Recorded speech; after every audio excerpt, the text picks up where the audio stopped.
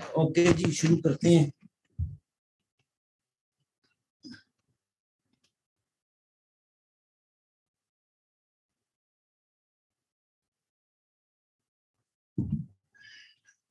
Did we cover anything substantial in the class? I missed it as well.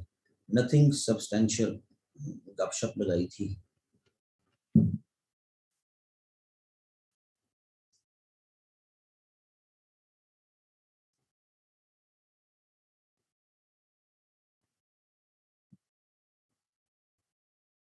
Okay जी, शुरू करते हैं। और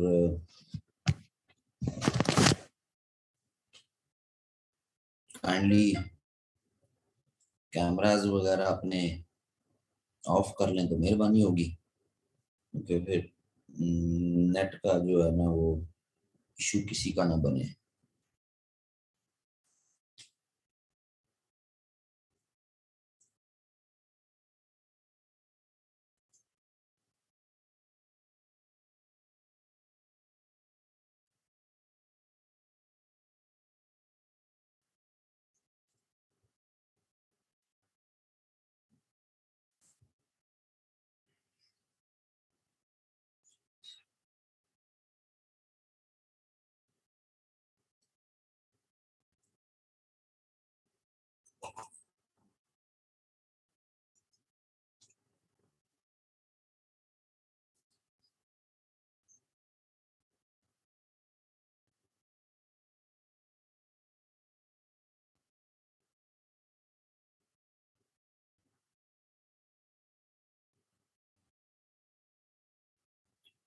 भाई जो क्लास के रजिस्टर्ड स्टूडेंट्स हैं वो काइंडली इस नंबर पर मैसेज कर दें व्हाट्सएप में,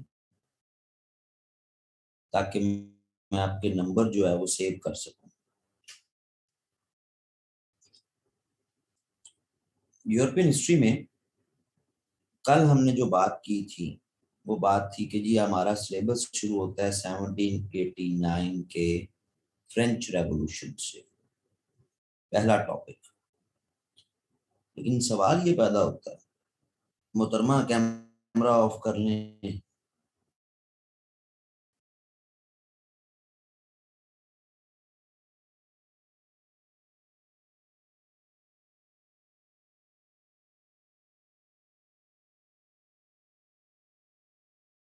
ही बेसिक जो आपके सिलेबस का है,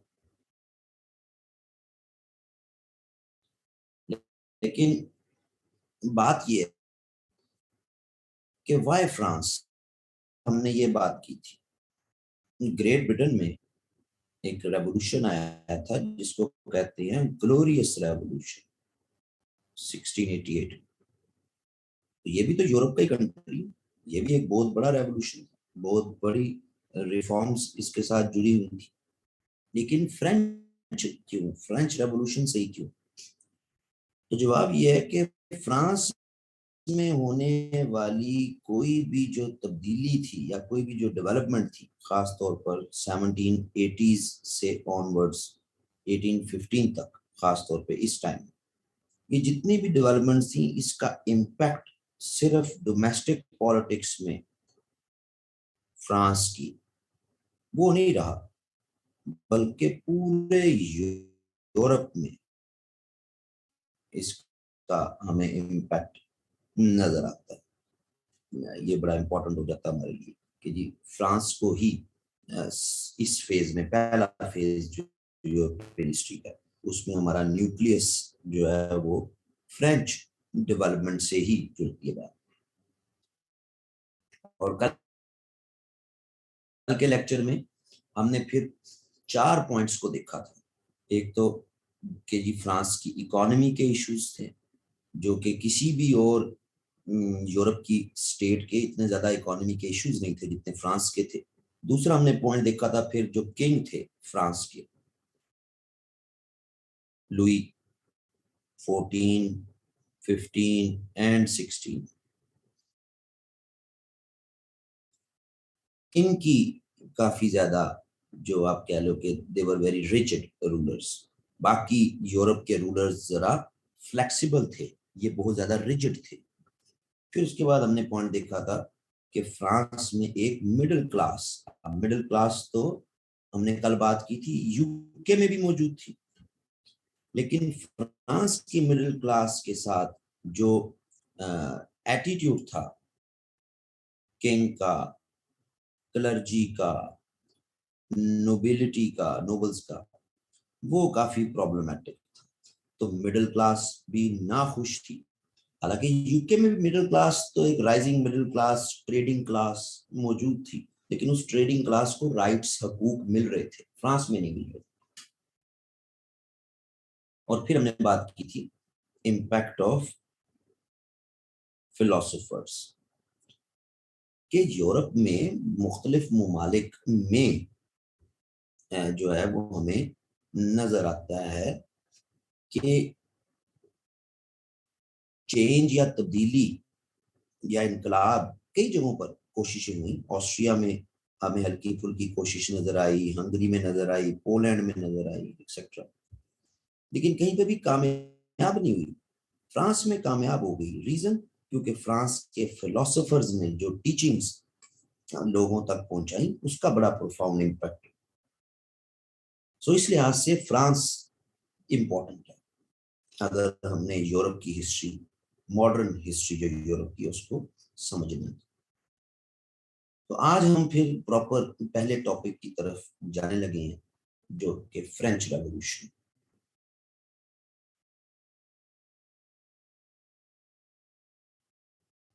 फ्रेंच रेवोल्यूशन की कॉजेस।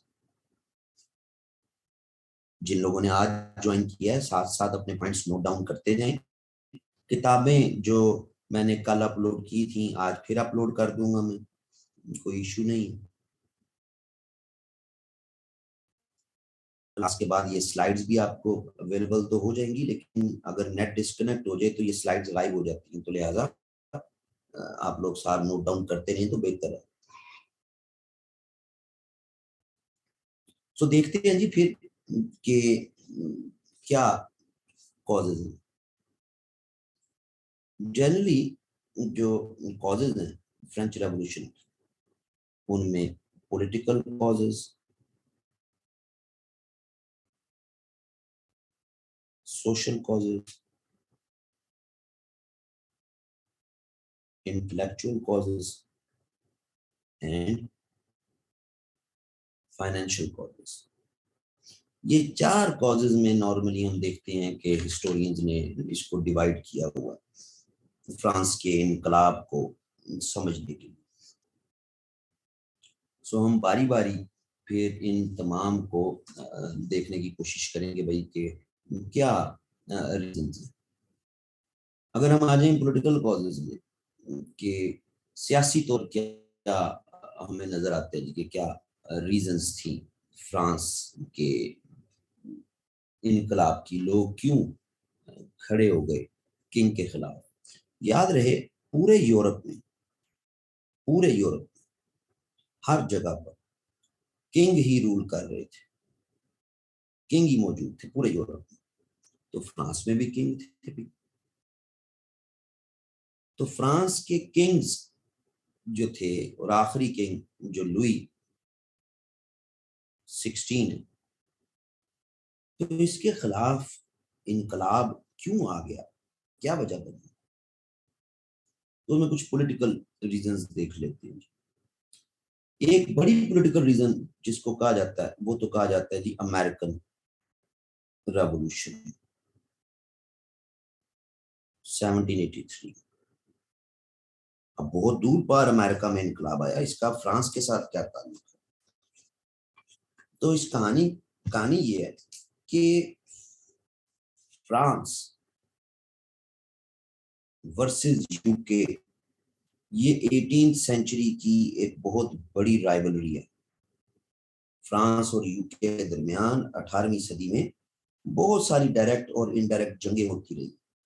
और अमेरिका के जो एरिया थे, जिसको आप यूनाइटेड स्टेट्स ऑफ अमेरिका कहते हैं, इसको इसकी ये कॉलोनी थी, किसकी, यूके की। और American people they started war against UK.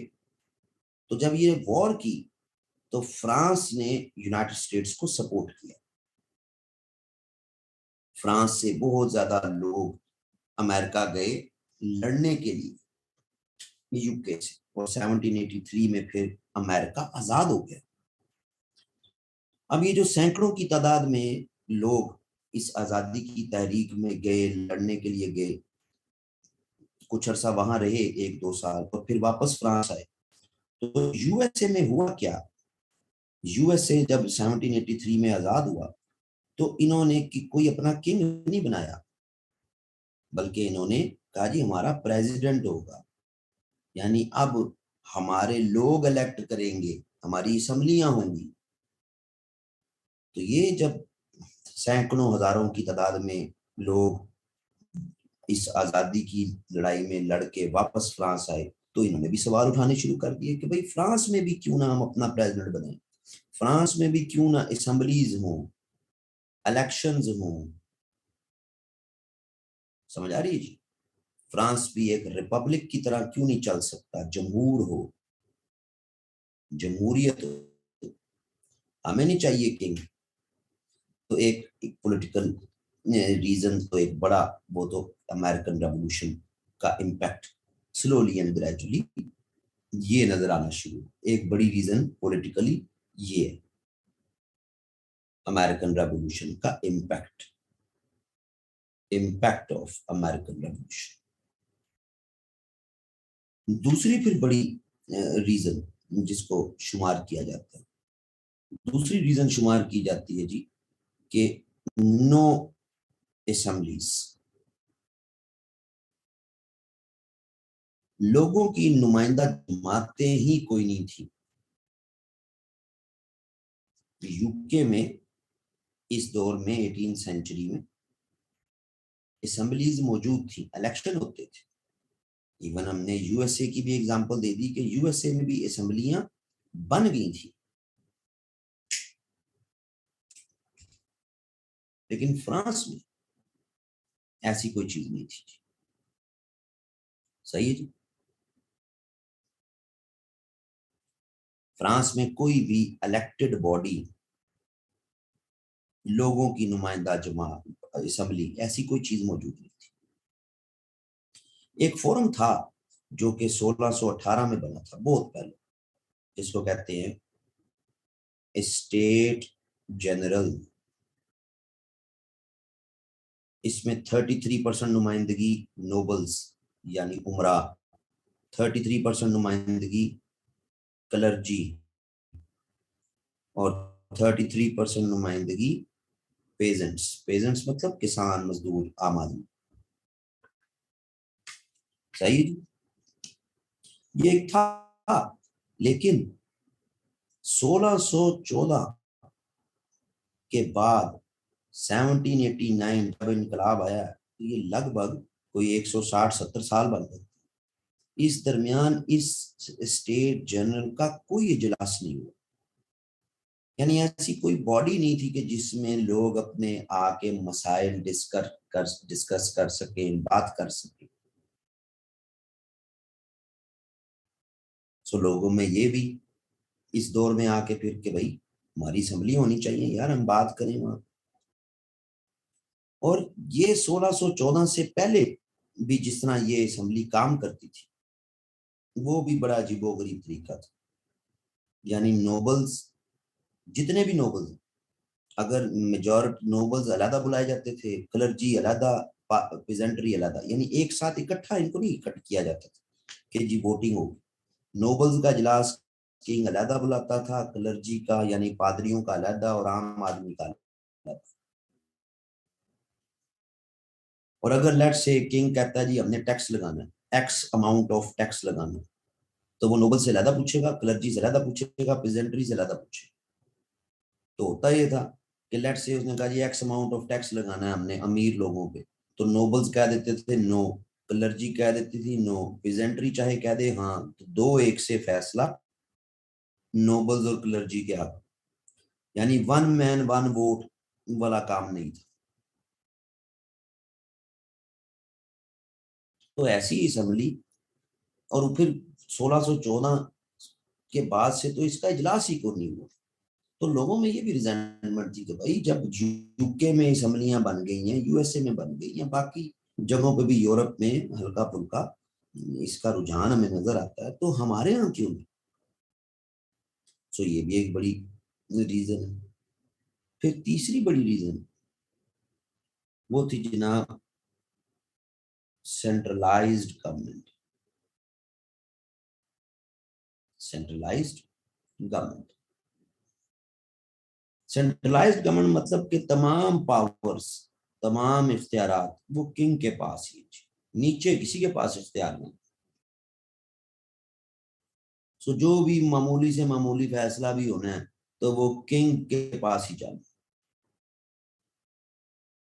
तो इससे क्या होता था, डिसीजंस में डिले होते थे। और खास तौर पे जो ट्रेडिंग क्लास थी, जो एक नई क्लास इमर्ज होती जा रही थी फ्रांस में, उसके लिए बड़े इशू थे। ये कहते थे कि हमें पेजेंट्स की तरह ना ट्रीट किया जाए। एक तो ये क्लास के टाइम पे जो फोन आ जाते हैं, ये मैं बड़ा तंग आता हूं।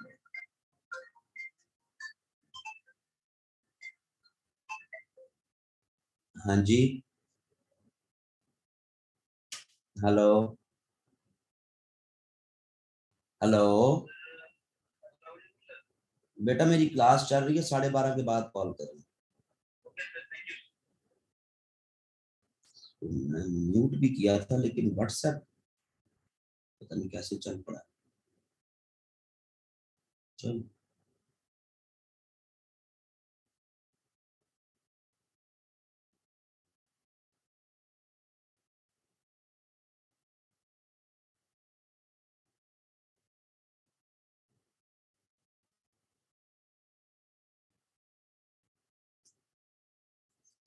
सिर्फ ट्रेडिंग क्लास फ्रांस में जो मर्ज हो रही थी, मिडिल क्लास, ये बड़ी रिच क्लास के अमीर लोग थे, आम आदमी नहीं थे।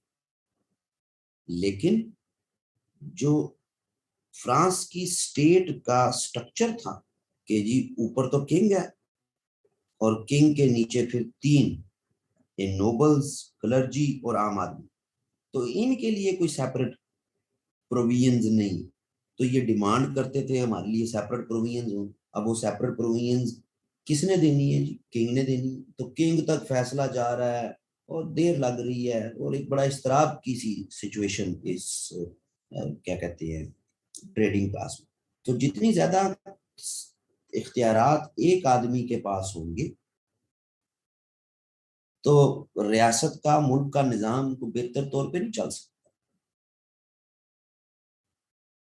फिर इसी तरह पॉलिटिकल रीजंस में अगली एक बड़ी इंपॉर्टेंट रीजन, वो रीजन शुमार की जाती है जनाब कि भाई आपका जो ओवरऑल पूरे का पूरा फ्रेंच, जो आप कह लो कि मोनार्की, मोनार्की मतलब किंग, यानी कंडीशन ऑफ मोनार्की। मोनार्की मतलब बादशाह। अब बादशाह का इशू ये है कि फ्रांस के जो तीन रूलर्स हैं, लुई 14, फिर 15 और फिर 16, इनकी जो पॉलिसीज हैं वो बड़ी अजीब हो गई। मतलब लुई 14 सारी उम्र वॉर्स करता है। किसके साथ? कभी ऑस्ट्रिया के साथ, कभी स्पेन में, कभी यूके के साथ, ये जंगे ही लड़ता गया, एक्सटर्नल वॉर्स, खाली होता गया। सही है जी। लुई 15 ने भी यही लेगेसी रखी, इसी लेगेसी को चलाया, जंगे ही करता है। सही है जी। लुई 15 के बाद जब फिर लुई 16 आया, तो लुई 16 इसकी इनकैपेसिटी, ये कुछ ज्यादा बहुत स्ट्रांग रूलर नहीं था, बड़ा वीक रूलर था, इफेक्टिव एडमिनिस्ट्रेशन नहीं कर सकता। फिर साथ में ये लुई साहब जो थे आखिरी, जिनके खिलाफ इनकलाब आया, ये लुई साहब, इन्होंने फ्रेंच खातून से शादी नहीं की, इन्होंने ऑस्ट्रिया की एक प्रिंसेस प्रिंसेस थी, उससे शादी कर ली, मैरी। और पीछे लुई 14 और 15 ये तो ऑस्ट्रिया के साथ जंगें करते हैं, इसने शादी कर ली। तो फ्रांस के लोगों में ये पॉपुलर नहीं हुआ कि इसको पूरे फ्रांस से कोई खातून ही नहीं मिली, इसने ऑस्ट्रिया में शादी कर ली। तो ये बड़े प्रॉब्लम थी। बादशाहत या किंग, उसकी तवज्जो जो है वो फ्रेंच एडमिनिस्ट्रेशन पे बिल्कुल ना होने के बराबर थी इस लुई 16। सो ये 3-4 रीजंस कि जो पॉलिटिकल रीजंस जिसको आप कह सकते हैं, सियासी वजूहात, लोगों में बड़ी बददिली जो है वो पैदा होती जा रही थी। फिर उसके बाद सोशल रीजंस भी हैं। फ्रांस के इनकलाब, फ्रांस की सोसाइटी, जिस तरह आज हम कहते हैं ना rich class, middle class, poor class, आज हम इस तरह कहते हैं ना, ये आज के लिए हम कहते हैं माशरे में अमीर लोग होते हैं, मिडिल क्लास के लोग होते हैं, पुअर होते हैं। फ्रांस की उस वक्त की सोसाइटी में ये जो क्लासेस थी, ये जो तबकात थे, ये 3 तरह के थे, 3। इनमें 2 ऐसे थे जिनको बहुत ज्यादा प्रिविलेजेस हासिल थे, 2। और 1 एक ऐसा था जिसको कोई प्रिविलेज नहीं थी। जिनको प्रिविलेजेस थे, जिनको जो है वो नवाजा जा रहा था, वो थे नोबल्स, वो थे क्लर्जी। और जिन पे जुल्म होते थे वो थे पेजेंट्स, पेजेंट्री, आम आदमी, किसान, मजदूर। ये जो डिवीजन थी सोसाइटी में, ये बहुत ज्यादा जो है वो प्रॉब्लमेटिक थी। मसलन अगर हम नोबल्स को देख लें, तो नोबल्स भी फर्दर 2 हिस्सों में तकसीम थे। एक थे बिग नोबल्स और दूसरे थे लेसर नोबल्स। ये बिग नोबल्स, ये ज्यादातर कोर्ट में, दरबार में बादशाह के साथ होते थे। इनकी जमीनें होती थी बहुत ज्यादा, लेकिन ये खुद काश्तकारी नहीं करते थे। आगे इन्होंने आप कह लें कि लीज पे दी होती थी, ठेके पे दी होती थी। लेकिन ये ज्यादातर कोर्ट के साथ, दरबार के साथ वाबस्ता होते और लाइफ गुजारते थे। सही। लेसर नोबल, लेसर नोबल ये थे कि इनका जो भी एरिया था, जो भी इनका फार्म्स थे, जो भी इनकी जनाब आप कह लो कि लैंड थी, ये उसी में रहते थे। लेकिन उसमें रहते हुए उस एरिया या उस गांव या उस इलाके के जो फार्मर्स थे, जो पेजेंट्री थी, उस पर ये फिर उस पर जुल्म करते थे। ये उससे टैक्स भी लेते थे, उन पे जुल्म भी करते थे। सो एक तरफ तो बड़े बड़े नोबल्स जो कि दरबार के अयाशियों में, अल्ले तल्लों में, और लेसर नोबल्स, लेकिन वो क्या हैं, वो आम आदमी पर डायरेक्ट उसके साथ रह रहे हैं, अपने छोटे छोटे किले बना के, और वो उन पर जुल्म करते थे। टैक्स नहीं देते थे जी, ये टैक्स से माफ थी जी, इस्तिस्ना था इनको, नो टैक्स, कोई टैक्स नहीं। सही है जी। सो एक तबका, एक क्लास तो ये थी। और आम आदमी में ये पॉपुलर नहीं थी, जमीनें हड़प करते हैं।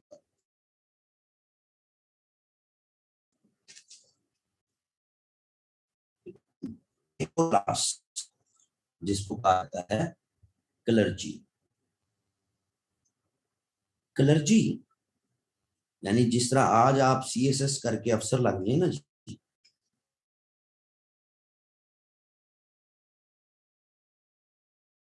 तो फ्रांस में अगर आपने सीएसएस करना है ना, तो पादरी बन गए। नोबल तो जाहिर है फैमिली रॉयल ब्लड से होगी ना फैमिली, तो उसका बेटा ही आगे फिर नोबल। लेकिन क्लर्की एज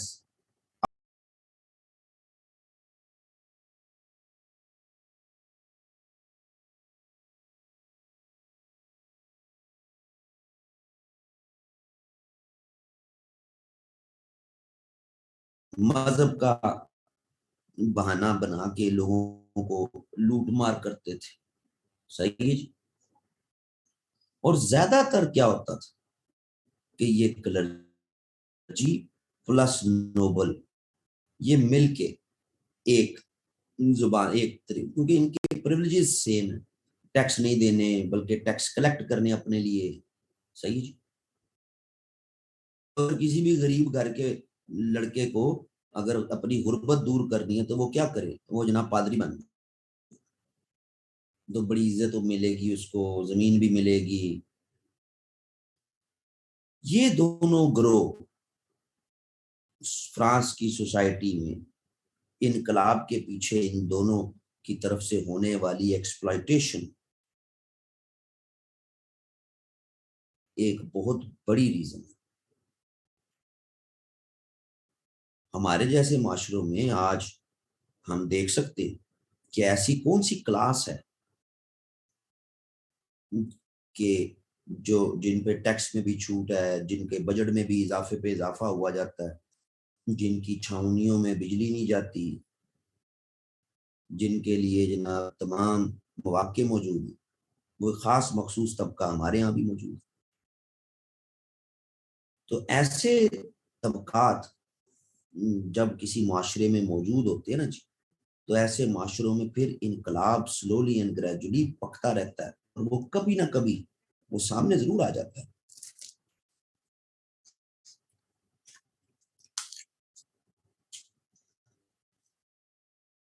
अभी भी आप देख लें कि जो हमारा अगला बजट आ रहा है उसमें कहा जा रहा है जनाब कि 6% डिफेंस बजट और इंक्रीज होगा। यानी मुल्की हालात जैसे भी जा रहे हों, डिफेंस का बजट जो है ना जी वो ठीक रहना चाहिए बस, बाकी सारे सेक्रीफाइस करें।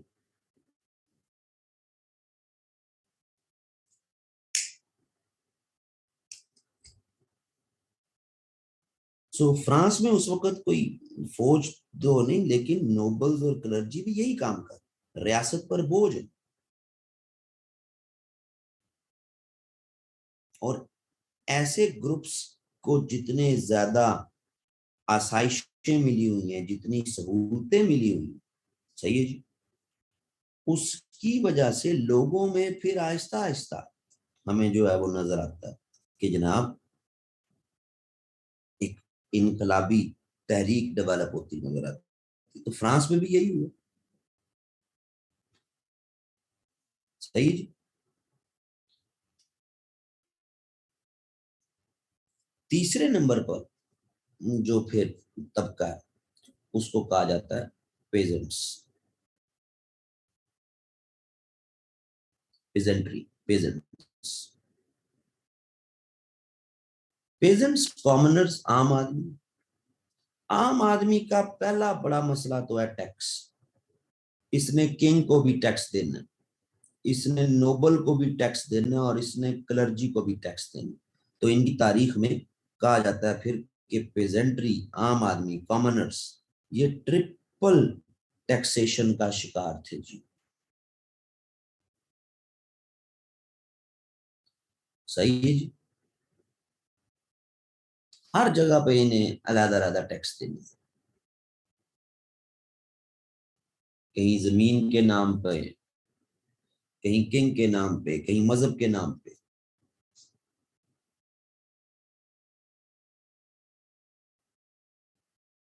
लेकिन मजे की बात है कि फिर भी रेस्ट ऑफ द यूरोप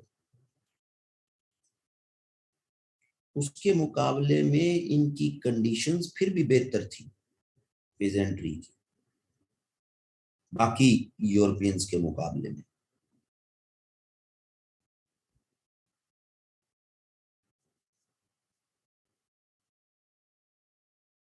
तो उर्फे आम में जो अभी हम सुनने में आता है, देखने में आता है, पढ़ने में आता है कि जी ये तबका उठ खड़ा हुआ कलर्जी के खिलाफ, नोबिलिटी के खिलाफ, ऐसा नहीं, क्योंकि इनके हालात फिर भी बाकी यूरोप से थोड़े से बेहतर थे। असल में ये चौथा तबका है जी, जिसको कहा जाता है मिडिल क्लास। कुछ किताबों में लिखा जाता है ट्रेडिंग क्लास। और मार्क्स की, कार्ल मार्क्स की को अगर हम उसके आइडियाज को डिराइव करें तो उससे बोर्जुआजी, बोर्जुआ पढ़ते हैं लेकिन लिखने में बोर्जुआजी, बोर्जुआ। मिडिल क्लास को कहते हैं, ट्रेडिंग क्लास को कहते हैं बोर्जुआ। सही है। ये ट्रेडिंग कंट्रोल कर रहे थे, इन्होंने अपनी छोटी छोटी एसोसिएशंस बनाई हुई थी, काफी रिच लोग थे ये। लेकिन ये इक्वल टू नोबल या इक्वल टू क्लर्जी नहीं थे, और नोबल और क्लर्जी इनको अपने बराबर आने भी नहीं देना चाहते थे। तो इनके लिए वही मयार थे जो पेजेंट्री के लिए थे। तो जब फ्रांस में हम पेजेंट्री का वर्ड यूज करते हैं या पीजेंट्स का वर्ड यूज करते हैं, तो वो सिर्फ किसान के लिए यूज नहीं करते, बल्कि उसमें साथ इस मिडिल क्लास का भी हवाला आ जाता है। ये वो लोग हैं जो असल में फ्रांस के रेवोल्यूशन की जो सपोर्ट मिली है वो इस ग्रोथ से मिली है। ये पढ़ा लिखा तबका था। फिर स्लोली एंड ग्रेजुअली हम आगे चलेंगे तो हम देखेंगे कि थोड़े बहुत नोबल्स ने, थोड़े बहुत क्लर्जी ने भी इनको ज्वाइन कर लिया, लेकिन वो भी आगे चल के बाद देखेंगे। फिर उसके बाद अगली जो बड़ी इंपॉर्टेंट रीजन है, वो रीजन है जनाब, यानी कि हमने अभी तक देख ली, पॉलिटिकल देख ली, सोशल देख ली, अगली है फिर इंटेलेक्चुअल रीजन, यानी वही रोल ऑफ फिलोसफर्स। फिलोसफर्स का क्या रोल रहा है जी फ्रांस के रेवोल्यूशन, क्योंकि ये बाकी यूरोप में कहीं पर भी मौजूद नहीं थे। ये ज्यादातर फ्रांस में ही ये फिलोसफर्स और इनकी टीचिंग्स मौजूद थी। जो 18th सेंचुरी है ना जी, इसको एज ऑफ रीजन भी कहा जाता है, इसको एनलाइटनमेंट की सेंचुरी भी कहा जाता है। रोशन ख्याली, अकलियत और रोशन ख्याली,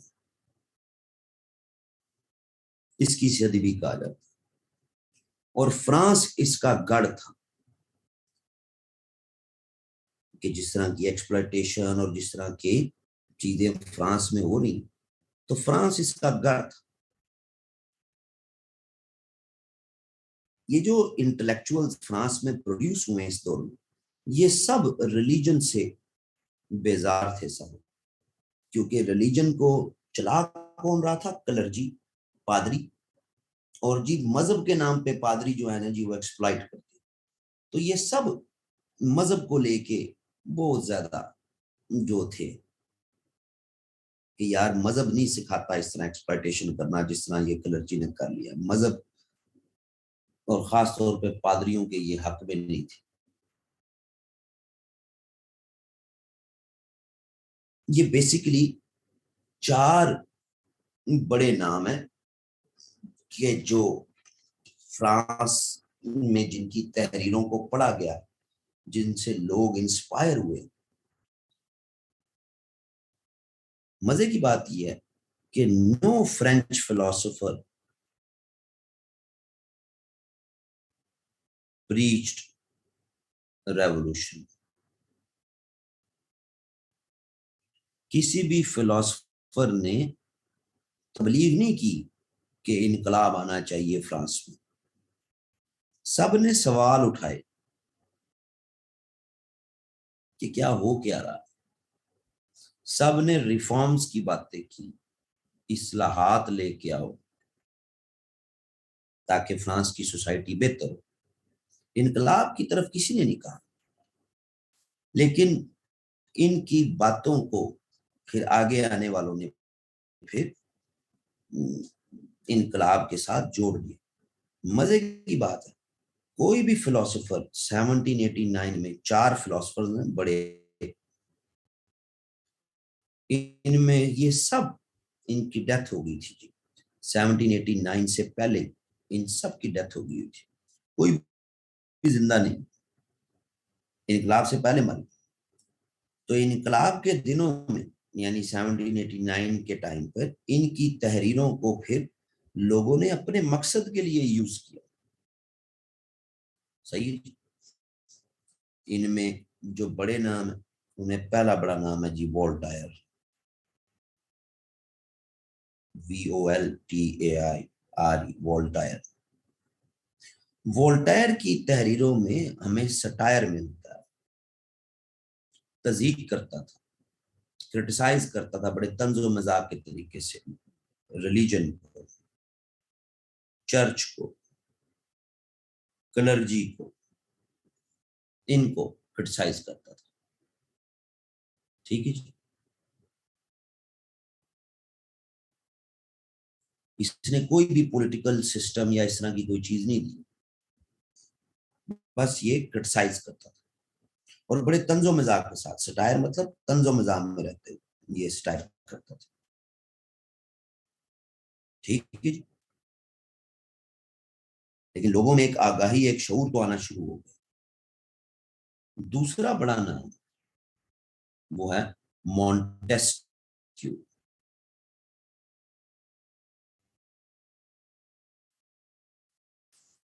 पढ़ने में मॉन्टेस्क्यू, लेकिन बोलने में मॉन्टेस्क।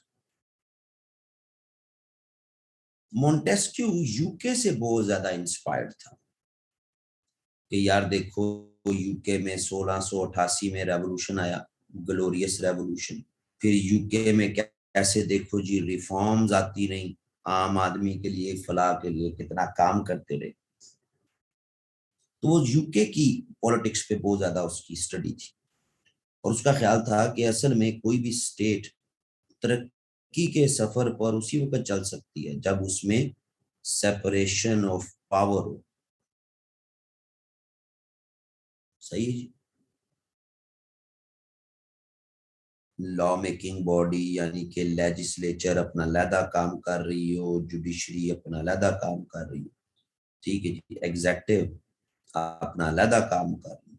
सो एक सेपरेशन ऑफ पावर हो, इदारे हो, तभी एक मुल्क आगे बेहतर बन सकता है। फ्रांस का मसला ये है कि जी इदारे नहीं है फ्रांस में, सेपरेशन ऑफ पावर नहीं, बल्कि सारी पावर किसके पास है? किंग के पास।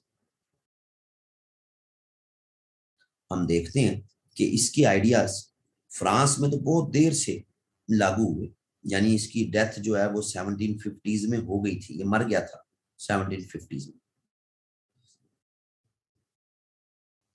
तो फ्रांस से ज्यादा यूनाइटेड स्टेट में इसकी आइडियाज ज्यादा पहले अप्लाई हुए, यानी यूनाइटेड स्टेट्स का जो कॉन्स्टिट्यूशन है तो उसमें हमें मॉन्टेस्क का इन्फ्लुएंस बहुत ज्यादा मिलता है। तो इसमें से किसी ने नहीं कहा अभी तक कि इनकलाब ले आओ, किंग को हटा दो, फ्रांस को हम यूं कर देंगे, वो कर देंगे। सवाल उठाए, अपनी बात की, लेकिन स्लोली एंड ग्रेजुअली लोगों में पॉपुलर होते गई। फिर तीसरा बड़ा नाम वो है दिदिरो। लिखने में दिदिरोट, पढ़ने में दिदिरो। दिदिरो बहुत, यानी कि आप कह सकते हैं कि बड़ा इम्पैक्ट है इसका फ्रांस के रेवोल्यूशन पर। साइमन जिंकन्स की अगर हम किताब में चले जाए ना जी, तो साइमन जिंकन्स की किताब में, कल भी मैंने आपको बताई थी, साइमन जेंकन्स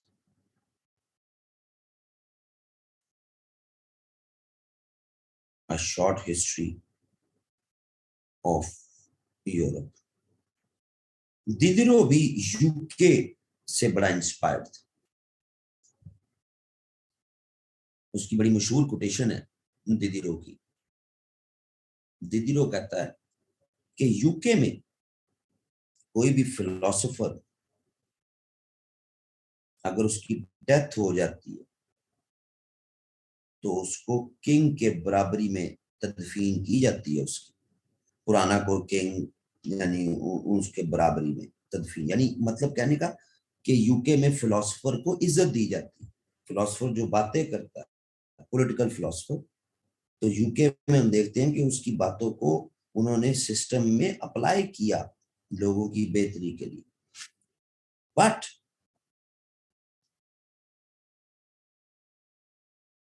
फ्रांस में ऐसा नहीं।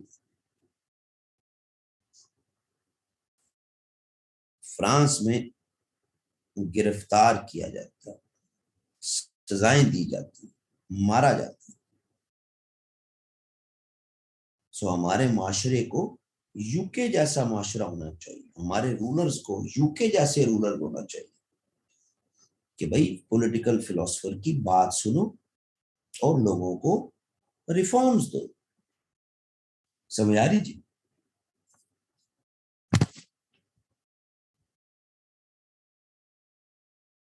लेकिन इनमें सबसे बड़ा नाम वो है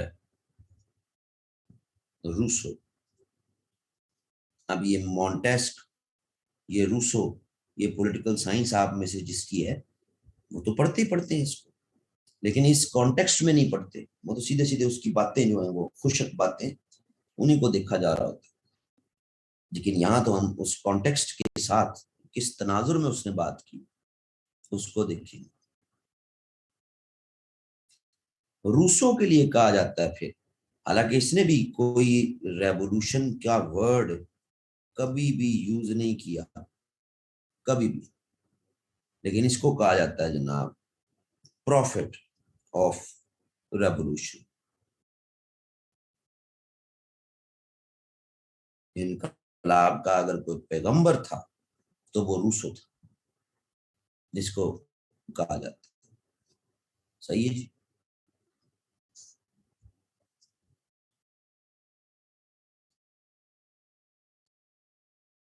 इसका कहना क्या था? इसका कहना ये था कि ये जो नोबल्स हैं, ये जो क्लर्जी है, ये कैसे हमारे पे डोमिनेट करेंगे?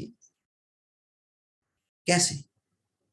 इसलिए करेंगी क्योंकि इनके पास लैंड, जमीन है। ये जो जमीन होती है ना जी, जमीन का जो पोजेशन होता है, ये इंसानों में तफरीक बनाता है। सो हमें एक ऐसे ऐसी स्टेट ऑफ नेचर में रहना चाहिए, एक ऐसे दौर में वापस चले जाना चाहिए जब लोगों में जमीन को लेके, प्रॉपर्टी को लेके कोई सूझबूझ, कोई इख्तलाफ ना। तो इसका बड़ा मशहूर स्लोगन हुआ था, बैक टू नेचर, यानी स्टेट ऑफ नेचर। वो दौर इंसानी तारीख का शुरू का दौर कि जब कोई एक क्लास दूसरी क्लास को डोमिनेट नहीं करती थी। ऐसे हालात होने चाहिए, कोई किसी को डोमिनेट ना करे। फिर ये सवाल उठाता था, ये कहता था ये क्या है जी कि किंग है तो किंग के बाद उसका सन वही किंग बनेगा जी? क्यों? विल ऑफ द पीपल पर क्यों नहीं चलते? लोग क्या चाहते हैं? लोगों का रूलर लोगों की ख्वाहिश के मुताबिक है। सही है जी? एक ऐसा सोशल कॉन्ट्रैक्ट डेवलप हो, ये उसकी किताब का नाम भी, जो लोग आपस में करें और लोग आपस में सोशल कॉन्ट्रैक्ट करके अपनी एक हुकूमत बनाए। समझ आ गई जी?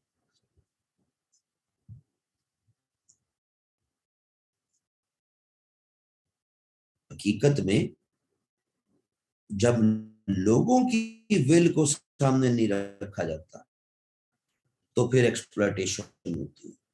फिर अब वो कोई किंग हो, नोबल हो, क्लर्जी हो, तो वो एक्सप्लॉइट करता है। सही जी।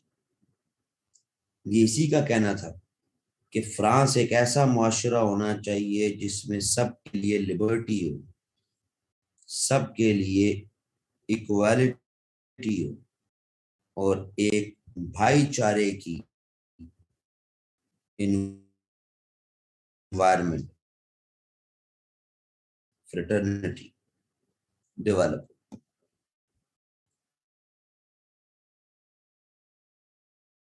सही है जी। अब ये उसने कोई इनकलाब के कॉन्टेक्स्ट में तो नहीं कहा था, लेकिन स्लोली ग्रेजुअली हम देखते हैं कि जनाब उसकी ये बातें इनकलाबियों ने फिर इस्तेमाल की आगे चल। सो ये तीन बड़ी रीजंस में नजर आती, पॉलिटिकल, सोशल एंड इंटेलेक्चुअल। लेकिन इन तीनों से बड़ी रीजन वो है फाइनेंशियल रीजंस। असल में फ्रांस का revolution no doubt political issues भी हैं, सोशल डिफरेंसेस भी हैं, फिलोसफर्स का भी रोल है, लेकिन असल में जो इनकलाब पका है, आखिरी स्टेज पे उसको बेहतरीन दम लगाना जी, और बेहतरीन जो है वो बिरयानी तैयार होगी, वो फाइनेंशियल रीजन है। आपके यहाँ भी ऐसी ही फाइनेंशियल रीजंस डेवलप होती जा रही है।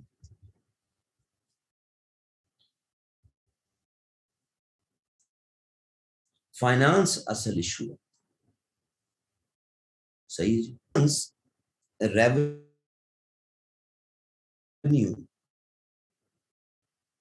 फ्रांस की रियासत का रेवेन्यू कहां से आता था? तो उसका रेवेन्यू तो वही ज्यादा, तो उससे जो आपको खसूस मिला दूसरे इलाके से, वहां से इशू ये होता जा रहा था कि प्रेजेंटरी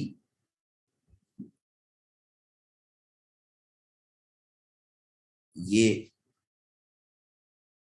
जो टैक्स इस पे लगता जा रहा था, उसकी वजह से बहुत ज्यादा जंगें जो हैं, खास तौर पे 18 सेंचुरी बहुत ज्यादा लड़ी, सक्सेस रेट है वो कम होता गया, यानी आपके एक्सपेंडिचर कम होता जाए।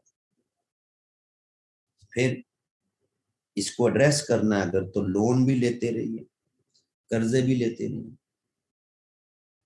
सही है। ये लोन आप पूरे यूरोप से भी लेते रहे, और फिर मुल्क के अंदर भी जो रिच पीपल थे उनसे भी लोन लेते कि ये हुकूमत के मामला चलाने। सही।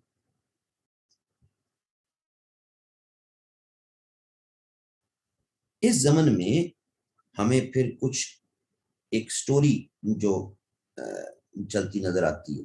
आखिरी जो आपका किंग है ना जी, उसका नाम है लुई 16। ये 1774 में किंग बना, और ऑनवर्ड आगे जब फ्रेंच रेवोल्यूशन आया तब तक ये किंग था। तो 1774 में किंग बना। जब ये किंग बना तो इसने अपना जो फिर प्राइम मिनिस्टर अपॉइंट किया, वही प्राइम मिनिस्टर ही इनका फिर वजीर खजाना भी होता था। तो इसने जो बंदा अपॉइंट किया उसका नाम है तुरगुट। ये क्या नाम है वो, जो हलीमा सुल्तान वाला ड्रामा, अर्तुगरुल उसका दुर्घटना समझ लेना, ये फ्रांस का दुर्घटना। सही है।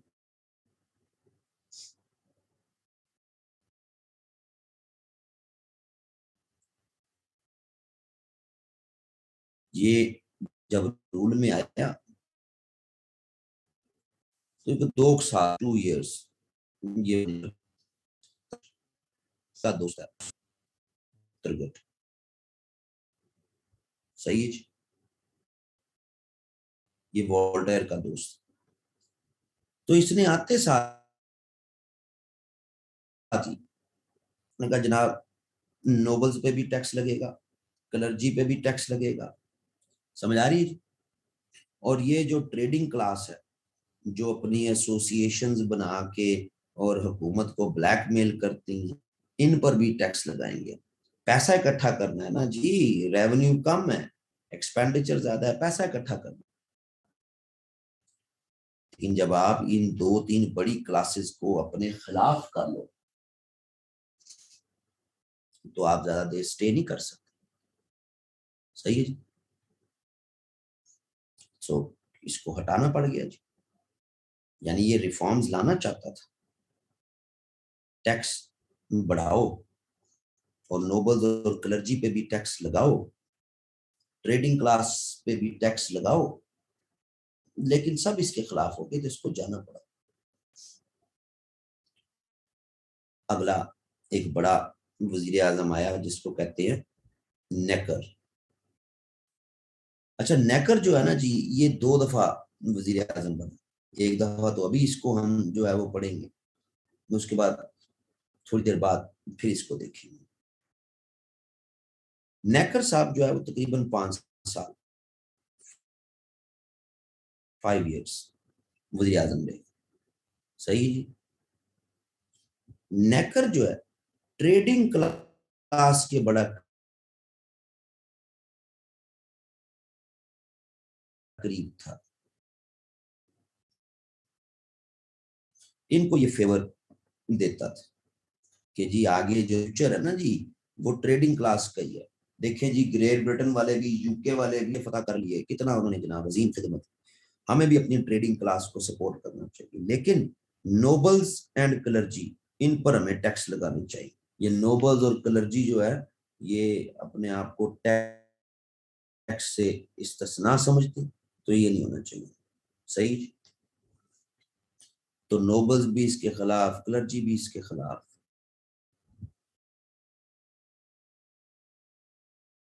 फिर इसका ख्याल था कि किंग के अपने जाती खर्चे बहुत ज्यादा, तो किंग को अपने अपने दरबार के, अपने महल के खर्चों को कम करना चाहिए। क्वीन के बहुत खर्चे हैं, तो किंग और क्वीन को अपने खर्चे कम करने चाहिए।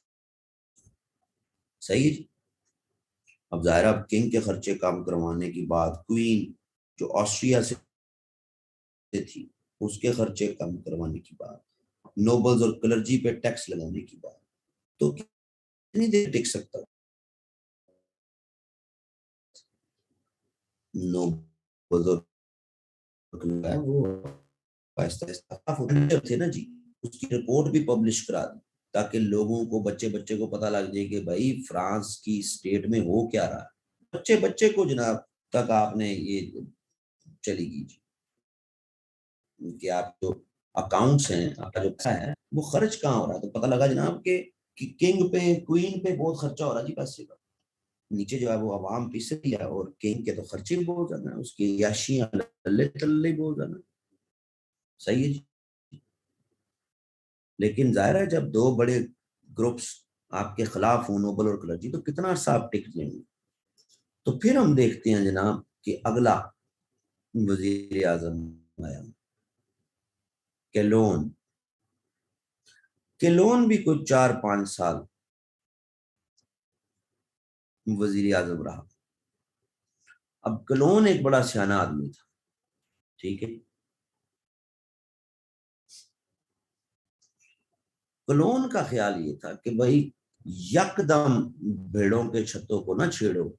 ये मेरे से जो पिछले 2 है ना जी, वो इसलिए गए क्योंकि उन्होंने नोबल्स पे भी टैक्स लगाने की बात कर दी, क्लर्जी पे भी टैक्स लगाने की बात कर दी। सही है। सो ऐसा करो कि एक टाइम में ना पहले एक को पकड़ो, दोनों को आप जब इकट्ठा कहेंगे कि इन पे टैक्स लगाओ तो नोबल क्लर्जी दोनों आपके खिलाफ हो जाएंगे, फिर जनाब मसला बन जाएगा। ये बड़ा सियाना आदमी था। क्लर्जी को लेके इसने कोई बात नहीं की, क्लर्जी को लेके, लेकिन नोबल्स को लेके और कहा जी नोबल्स टैक्स दें, हर हाल में दें, इतना पैसा कहाँ ले जाएंगे अशराफिया उमरा, फ्रांस को इनके पैसों की जरूरत है। ठीक है जी।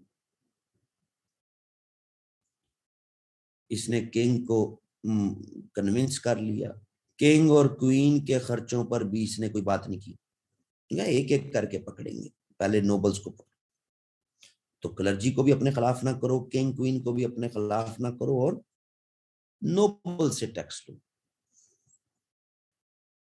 तो बादशाह से इसने जान ले ली, और जो आपके बड़े बड़े नोबल्स थे उनको बुला लिया बादशाह ने, ये बताने के लिए कि भाई टैक्स दो। लेकिन हैरत अंगेज तौर पे जब बादशाह ने बुला लिया तो वहां पे मामला उल्टा हो गया।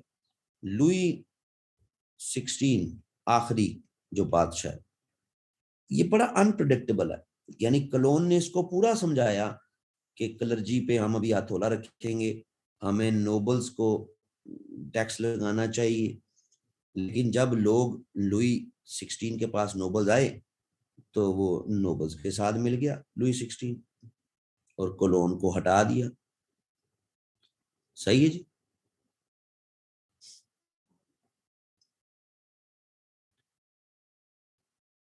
हालात बुरे होते गए, तो फिर हम देखते हैं कि दोबारा बादशाह नेकर को दोबारा तलब करता है, बुलाता है। हालात बहुत खराब होते हैं, बिल्कुल आखिरी साल में ना 1788 में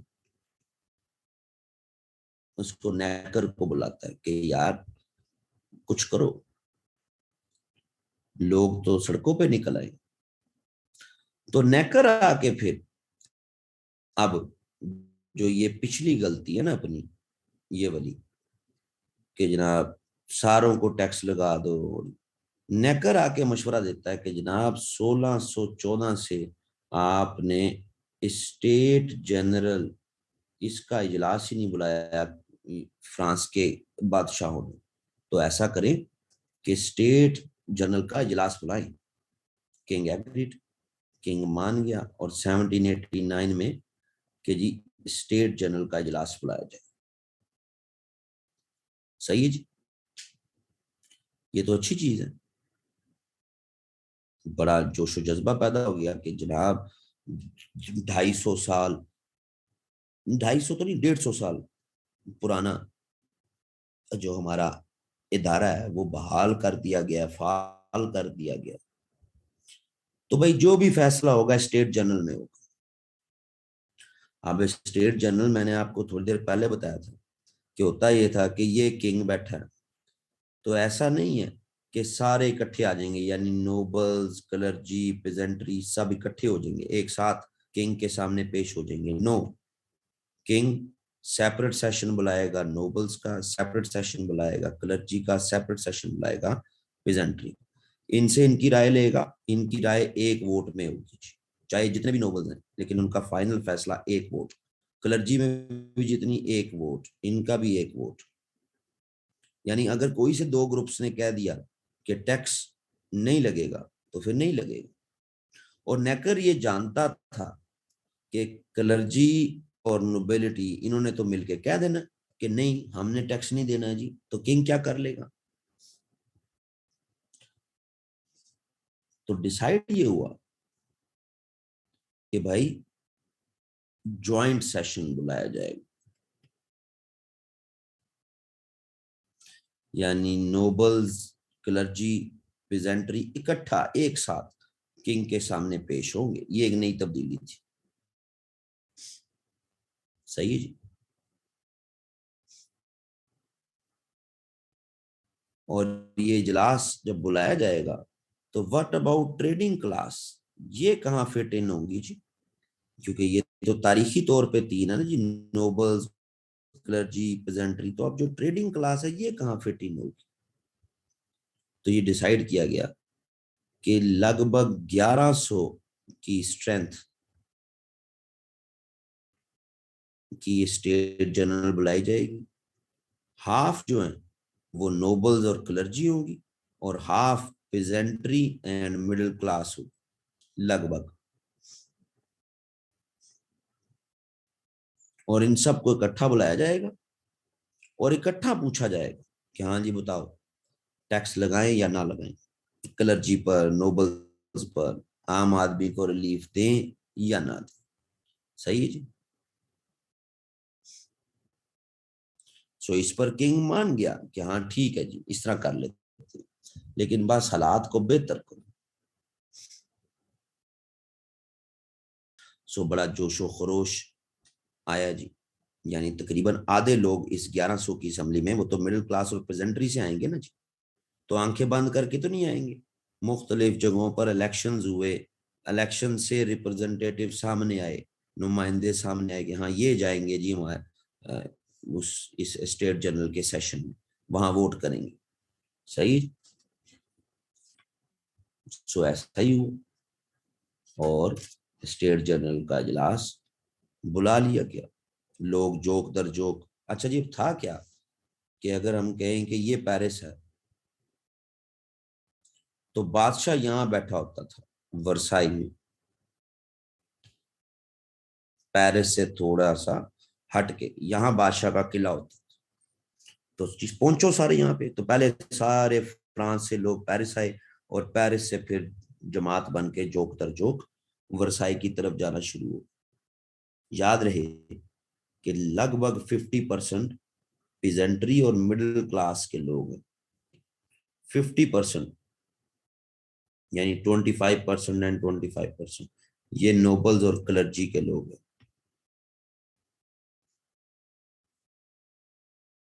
सो अगर कोई इजलास किंग बुलाता है, उसमें वोटिंग होती है, तो यहां से कुछ नोबल्स और क्लर्जी वो इनकी तरफ सॉफ्ट कॉर्नर रखते थे। जब उनका वोट की बारी आएगी तो वो अपना वोट दे पाएंगे।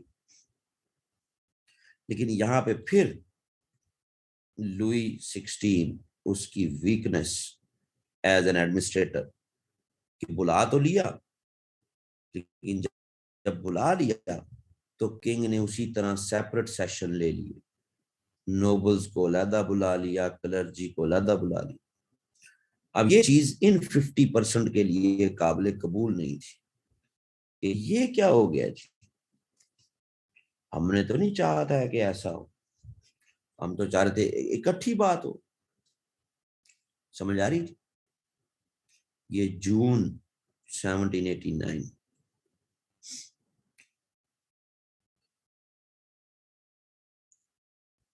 वर्साई में टेनिस कोर्ट में लोग जमा होना शुरू हो गए। ये थोड़े बहुत यहाँ से भी नोबल्स और क्लर्जी भी इनके साथ मिल गई, और यहाँ लोग बैठ गए कि ये क्या हुआ, किंग ने तो हमें कहा था कि इकट्ठा फैसला होगा, ये फिर अलग अलग। अलग अलग का मतलब कोई से दो ग्रुप अगर कह देंगे नो, तो मतलब नो। ये तो बड़ी खतरनाक चीज है। तो लोग यहाँ बैठ के टेनिस कोर्ट, और यहाँ बैठ के ये जो लोग थे, इन्होंने कहा जी हम हैं फ्रांस की नेशनल असेंबली, और हम उस वक्त तक नहीं उठेंगे यहाँ से जब तक हमारे हकूक पूरे ना हो। इसको उर्फ आम में इनकी तारीख में कहते हैं oath of tennis court. June 1789, oath of tennis court, कि इसके बगैर हम आगे नहीं बढ़ेंगे। हम जनरल असेंबली, हम नेशनल असेंबली बन गई। अब किंग बैठा हुआ वर्साई में, ये वर्साई के ही टेनिस कोर्ट्स में बैठ के जा, कि ये तो किंग झूठा है। यहां से ये तरतीब फिर शुरू हो रही है फ्रांस के रेवोल्यूशन की।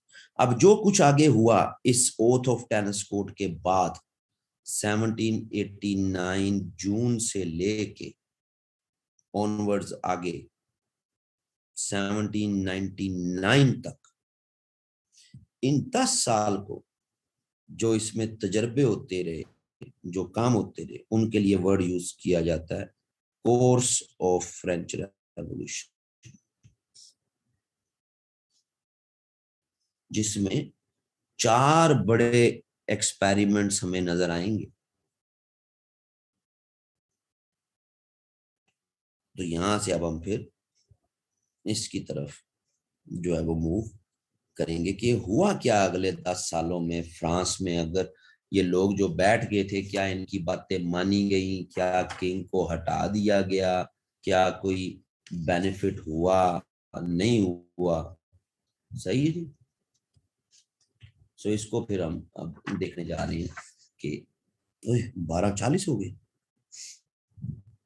चलो ये कोर्स फिर कब देखेंगे। कोर्स को फिर देखने के लिए जरा दिमाग शमाग फ्रेश करके और बादाम शदाम खा के आइएगा, क्योंकि पहले नेशनल असेंबली बनी, ये कैसे काम करती रही, फिर लेजिस्लेटिव असेंबली बनी, ये कैसे काम करती रही। सही है। फिर कन्वेंशन बना, कन्वेंशन कैसे काम करता रहा। फिर डायरेक्टरी बनी, डायरेक्टरी कैसे काम करती रही। और फिर काउंसिल बना, तो काउंसिल कैसे काम करता रहा। यहाँ फर्स्ट काउंसिल नेपोलियन बनाना चाहिए। तो ये 1 2 3 4 5 ये जो 5 एक्सपेरिमेंट्स हैं जो 1789 से 99 तक चले, इससे आपको वाज़ेह हो जाएगा कि कोई भी रेवोल्यूशन का कोई आइडिया मौजूद नहीं था, कोई प्री प्लान रेवोल्यूशन नहीं था, बल्कि ये हालात के साथ ही लोग फिर इसमें बहते गए और पूरे यूरोप पे फिर इसका इम्पैक्ट होता गया। इसको फिर अब कोर्स को इन तमाम को फिर हम कल देखें। किसी का कोई इशू कोई सवाल है तो वो कर सकते हैं।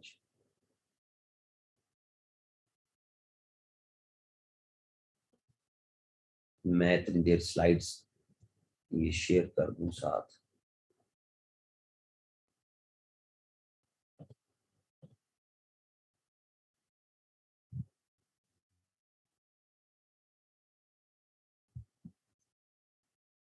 क्यों जी, है जी किसी का कोई सवाल कोई issue.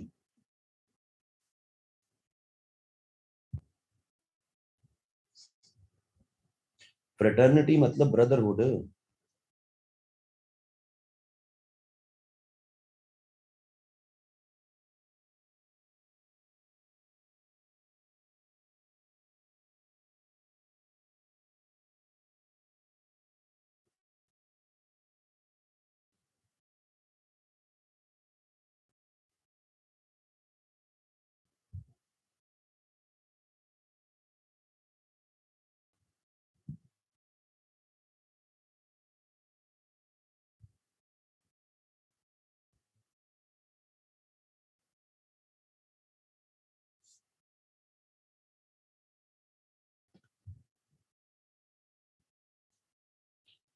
Sir can we get our assignments check from you. हाँ जी बिल्कुल करा सकते हैं जी, पहले सिलेबस तो कर लें।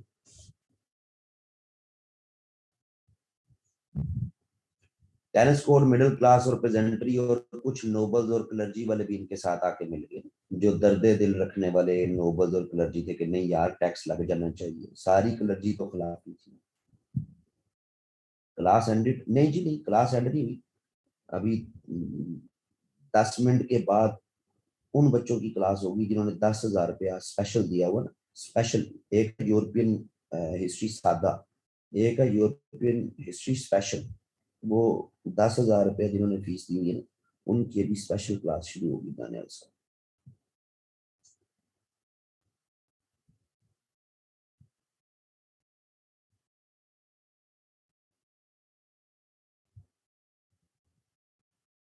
कोई पेपर किसी हेल्पफुल है नहीं है, मैं इस पे कमेंट नहीं करता भाई।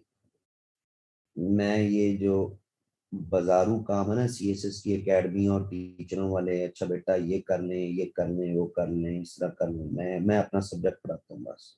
मेरी तरफ से आप मेरे से पढ़ के सीएसएस करें या कुछ भी करें, मैंने अपना सब्जेक्ट पढ़ा।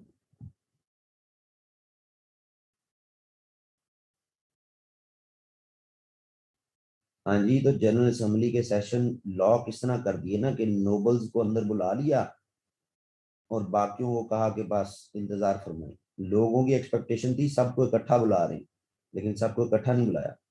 लोगों पे दरवाजे बंद कर दिए कि आपका सेशन अलग से होगा, बाद में होगा, जिस तरह हमेशा से प्रैक्टिस थी।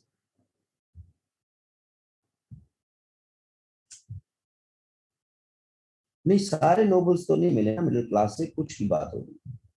देखिए ना, आदि जो है वो 50% नोबल्स और क्लर्जी, 50% मिडिल क्लास और पीजेंट्री।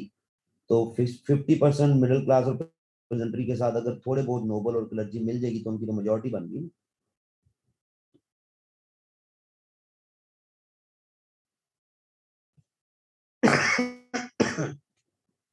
टेक्स्ट बुक कोई भी ले ली।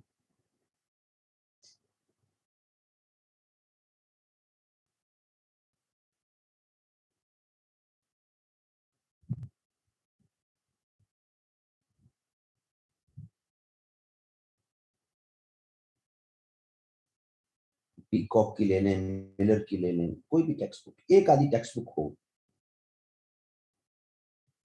किसी की भी ले लें भाई, मैं कोई इसमें नहीं कह रहा, लेकिन जो एनालिटिकल किताबें हैं वो वही जो मैंने ग्रुप में शेयर कर दी हुई उसी से।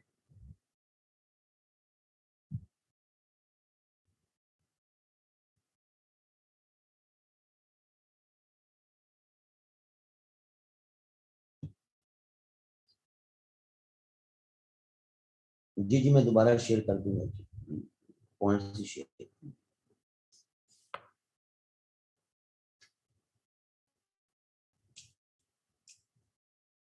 मेरी तरफ से कोई भी टेक्स्ट बुक ले लें, मुझे कोई, मैंने कहा मुझे उससे कोई फर्क नहीं पड़ता, पढ़ना आपने, मैं नहीं पढ़ना।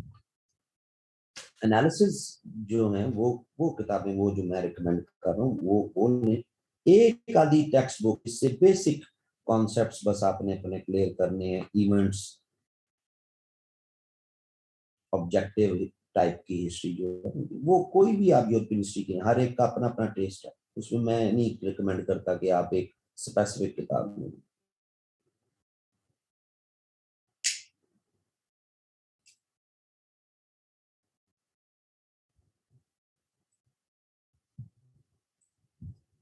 बिस्मिल्लाह जान सा, आपके मोहल्ले में एक नाली पक्की होनी है और उसका फैसला जो है वो वजीर आजम पाकिस्तान ने करना है।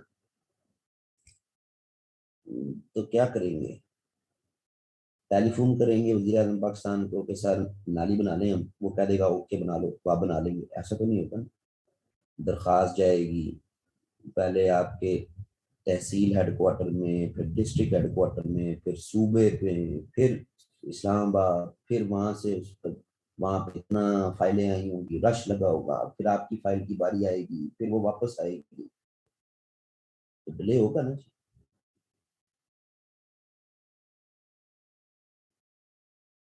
तो सारे फैसले क्यों नहीं करने?